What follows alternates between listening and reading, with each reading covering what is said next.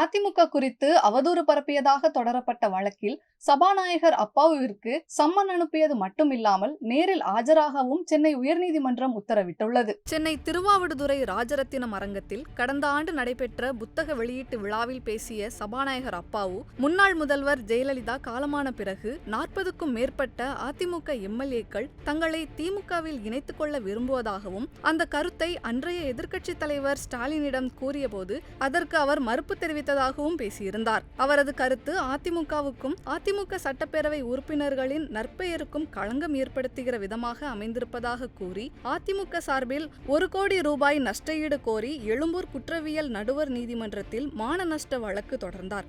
ஆனால் அங்கு இந்த வழக்கு விசாரணைக்கு எடுக்கப்படாத நிலையில் சென்னை மாவட்ட முதன்மை அமர்வு நீதிமன்றத்தில் மேல்முறையீடு செய்யப்பட்டது. அங்கும் விசாரணைக்கு எடுக்கப்படாத நிலையில் சென்னை உயர்நீதிமன்றத்தை நாடி நீதிமன்ற உத்தரவை பெற்று மீண்டும் சென்னை மாவட்ட முதன்மை அமர்வு நீதிமன்றத்தில் இந்த வழக்கு விசாரணைக்கு வந்தது. அப்போது அதிமுக தரப்பில் நேரில் ஆஜராகி விளக்கம் அளிக்கப்பட்டதை தொடர்ந்து வழக்கை சட்டப்பேரவை நாடாளுமன்ற உறுப்பினர்களுக்காக அமைக்கப்பட்ட சிறப்பு நீதிமன்றத்துக்கு மாற்றம் செய்து நீதிமன்றம் உத்தரவிடப்பட்டது. இந்த நிலையில் இன்று சிறப்பு நீதிமன்றத்தில் விசாரணைக்கு வந்த இவ்வழக்கில் சட்டப்பேரவை தலைவர் அப்பாவு அடுத்த மாதம் 9ஆம் தேதி நேரில் ஆஜராக சம்மன் அனுப்ப உத்தரவிட்டு வழக்கை அன்றைய நாளுக்கே ஒத்திவைக்கப்பட்டுள்ளது.